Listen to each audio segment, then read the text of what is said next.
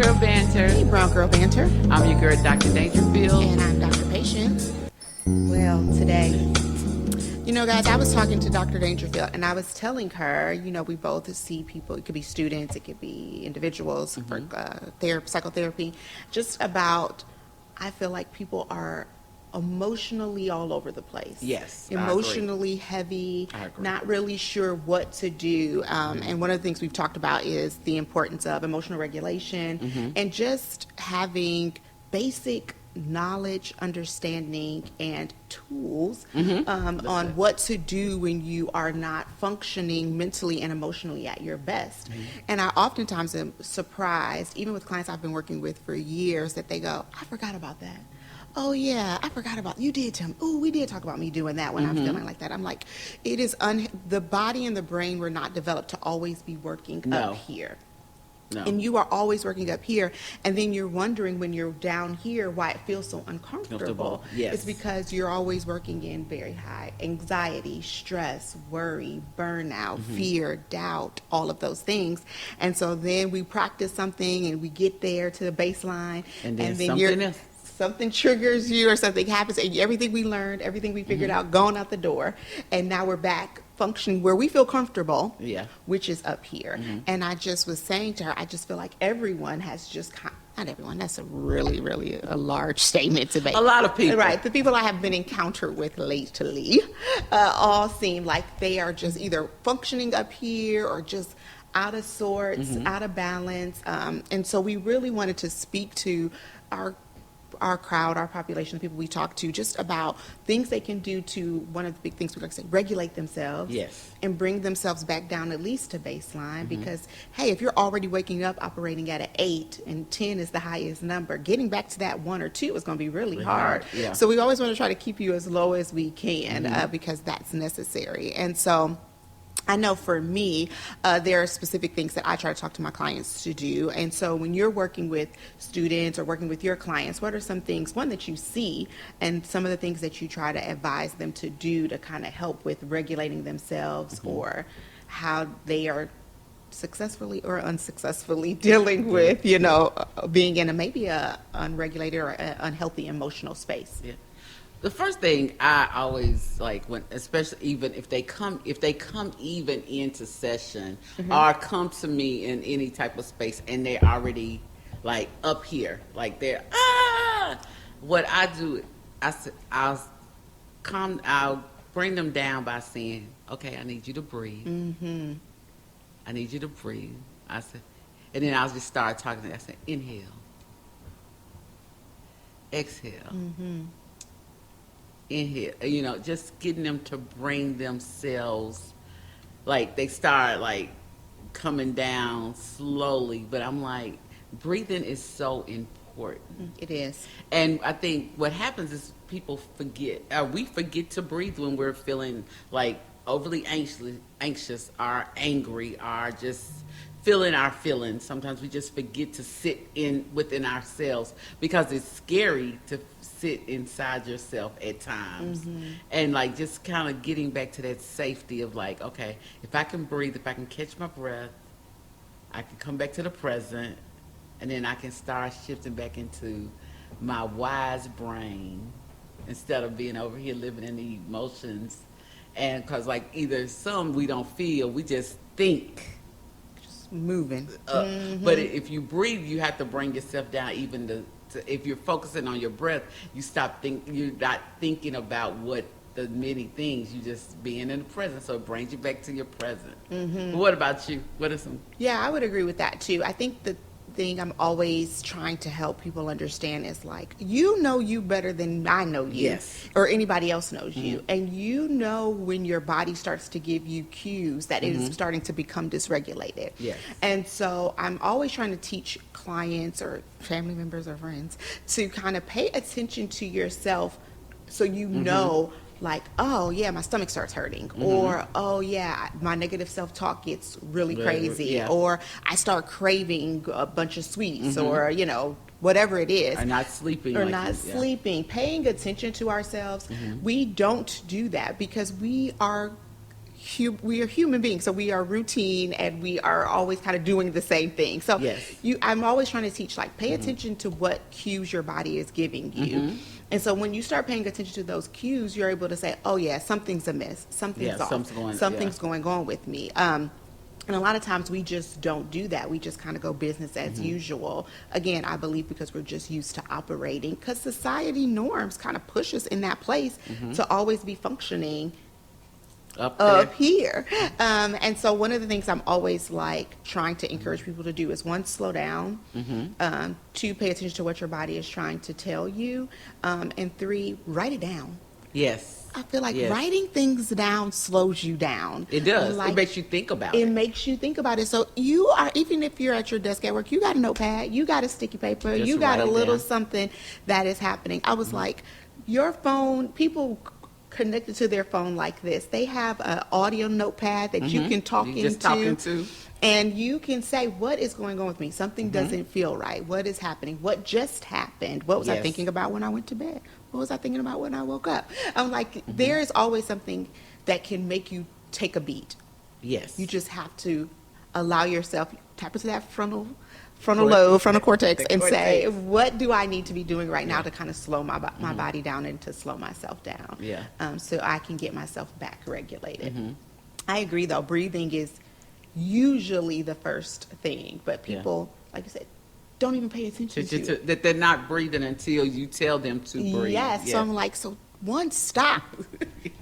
Sometimes you just gotta stop. Because you're cutting off the airflow. Yes, Yeah. I'm asking you now, just stop. With everything you are doing that is keeping you moving and shaking Just and not stop. paying attention to yourself, just stop. Yeah. And then say, I'm supposed to breathe. Oh, then I'm supposed to write something down. Down, Oh, yeah. then what am I writing? Oh, what is going on with me? Like, paying attention to those things Yeah. are so necessary. Do you agree that you've been seeing a lot of dysregulation? I don't know, maybe more than normal, or has it been about the same as, last time we saw y'all? No, it has been, it seemed like it has been amped up more. I agree. At the earlier part of the year, most definitely, too, is people were out of sorts about what was going on, not feeling like they could control what was going on in the outside world, which was feeding over into their inside world also. And like now, it is like some people are grasping, like they're like, oh, I can only control what I can control. And it's funny, you were talking about books. Like, I tell people, I said, you need to just take some time and read. Slow yourself down, read a book, tap into your own spiritual practices. I love that. What are those things that you used to lean on if you're not doing them now? Lean into some of your practices, but yeah, I'm seeing more women, like, because things like pop up, and that sense of disappointment, because things like I've been waiting all year for such and such to happen, and it don't happen like they want it to happen, and then they're like, what am I supposed to do? What did I not do right? Yes, I agree. And that's when I try to encourage self-compassion too, because Yeah. that's when that narrative starts to switch about what was wrong with me, my What did I do worth, right? my Yeah. enough. Yes. Those kind of conversations start to happen. I'm like, how are you practicing self-compassion for yourself? What are you doing that's showing your self-compassion? You can be Yeah. compassionate to your best friend, to the family pet, to everyone around you, but when it comes to you, you are your worst critic and the Yes. hardest person on you. So what are you doing to be gracious and compassionate to you? I often give out this quiz to clients, a self-compassion Good quiz, quiz, and they yeah. all do horrible on it because they Because they had to slow down, and then they're like, oh, I did not treat myself well. Yeah. and I'm just kind of going with the flow of things. And I'm seeing a lot more, especially with my women, especially my entrepreneurial women, Oh, yes. women, a lot more anxiety, a lot more fear, Yes. worry, Because how doubt. things are. Yeah. And self, I think we talked a little earlier today about self-worth and value, as you said, because disappointment brings out all of those Those things, things. yeah. And so that, where I was hopeful and excited about something, and then this thing happens, maybe old behavior patterns come back, yeah. old thought patterns come back. inner child stuff comes up, Mm-hmm. and I start to respond to them in a very negative and unhealthy Yeah. way. So I think I am seeing a lot of that in Yeah. private practice right now, and trying to help with that. Some useful tools, I think reading. I try to do a lot of journaling. Journaling, yeah. I am old school. Let me just stop this for like 30 seconds. I believe pen to paper. Oh, I agree. I have plenty of journals. I try to meet y'all where y'all are, okay, millennials But it's and not whatever. it's not but the same. I But am when just- when you take that pen and put it Girl. down on that paper and start writing, write the vision, make it plain. It's something cathartic about It that. is. I just Yeah, I believe agree. in it. Sorry, y'all. But I'm trying. I'm trying to be cool. Like, get your phone out, talking to your phone, and do what you got to do for my Yeah. young clients. But I just believe there's something still to writing To it writing down, it down. and seeing, and being able to go back and read that thing. Oh, yes. I think there is something to it. Mhm. It is. So I try to really encourage that too. One thing I don't do but would love to do, and maybe I'm just disconnected from community work. What's that? More groups, like connection Here, in group. yeah. I mean, I always say I'm go hearing find that your more. friends, go with somewhere with your sisterhood. But I'm also like, Where we kind of need some groups. Yeah, and you know what? It's interesting that you bring that up, because some of the therapists that I work with, like doing consultation with, that's things that they are looking to do, Mm-hmm. because they're like there's healing that takes place in community. Yes. And community is group Mm-hmm. work. It's about, not because like sometimes we think about communities over here are my people, Mm-hmm. but a group of people with they're with the same mission, the same things. It's healing work in that, because you find out, one, you're not the only one. Mm-hmm. And the other thing is that you can give each other some, like, it's a reciprocity of ideas and things that people can walk away with. I agree. Maybe we need to do a group. I'm not joining. I'm not doing She's going one to with her. co-facilitate group with me. I'm We not will keep going y'all- with her on this. We'll keep y'all posted on what that group is going to be about, how See, many weeks it's going to run, and see, where we'll be listen holding to her. sessions, because it'll be Listen great. to And her. maybe from the birth of the in-person one, we will birth a virtual one. And we will be able to tap into even more people and make that happen. Oh, see how, hey, he spoke to me, told me what we need to do. I felt that thing, guys. I felt it. So stay tuned for that. And her book club. She think I forgot about that. We'll talk about that later. See, listen. I'm just adding things to the list. So as we get ready to go, would you recommend would be like your top 3 things that you would say to someone if they were saying, it's just a lot going on in the world. I'm seeing protests. I'm seeing people dying. I'm dealing caretaking. I'm doing all these things, and I can't get myself emotionally right. I'm crying, or I'm always worried, or I'm feeling depressed. I'm feeling anxious, whatever. What are the top 3 things that you would kind of recommend? Are these people in therapy? I don't know. You get to suggest it. What would it be? If they are not already in therapy, I would most definitely tell them that they need to find a safe space to go talk to someone that will not judge them, that will give them that opportunity to be able to share what's going on. But some simple things that they can do at home in the moment, being able to do.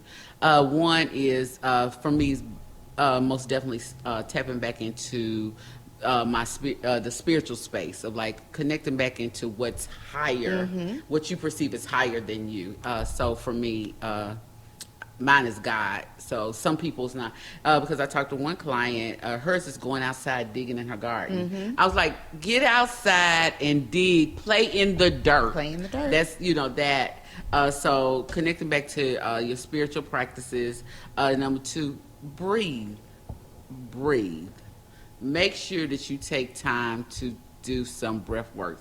So that is, doing box breathing, any type of breath prayers, doing any type of breathe. You can breathe when you get to the stoplight. Like, Yes, you I'm gonna can. take time to breathe because this light is red. I'm gonna practice deep breathing until the light turns green. I have to go. And that the last piece is doing some journaling, some self-reflection, giving you some journal prompts so that you can kind of tap into who you are and what you're feeling in that moment. I agree. By using that emotional wheel, if your feelings are only mad, sad, angry, get that, you can Feelings Google will out. it, that Phyllis wheel, and take it. But what about you? Mine would be very similar to yours. Journaling, one of my top ones. Again, doing that body scan, kind of internal work of looking inside and kind of seeing what cues is my body giving me to make sure so I'm aware of those and I know those. So when they show up, I know what to do Yes. when that happens. I also would say find a person. Who's Find your your person. person and practice vulnerability with that person, because we all need a safe space, somebody who can hold space for us. It feels safe, and I feel like I feel seen.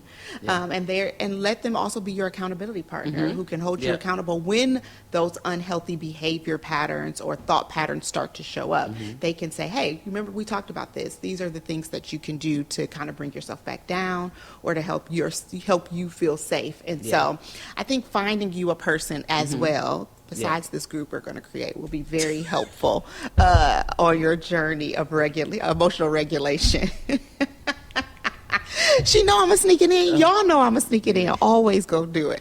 But something that you said before we came on camera Yeah. that we don't want to forget to mention is sometimes it's like going to get blood work, looking at your getting Yes. a blood panel by your doctor to see if some levels are off. So Yes. what's going on internally. Yes, and menopause is a thing, everybody. Oh yeah, that's So- a whole different thing, and that brings some whole different things to your body. Yes, and if we are not getting blood work, checking those thyroids, doing what we need to do to make sure our health is intact, Yeah. you really could be treating something that needs to be seen by a medical professional. Yeah. So definitely go to the doctor, get your annual checkup, do what you need to do to make sure you're taking Yes. care of your body, your temple, Yeah. on a day-to-day basis. Cool. That was good. I hope you all found some of these tools helpful. Hopefully, if you're not practicing some of these, you will start. Yes. And if you have suggestions for anybody else, put it in the comment section. Yes, please Because we do. want to encourage other people and help other people find Yes. the things they need to be living their best life. Life, yeah. All right.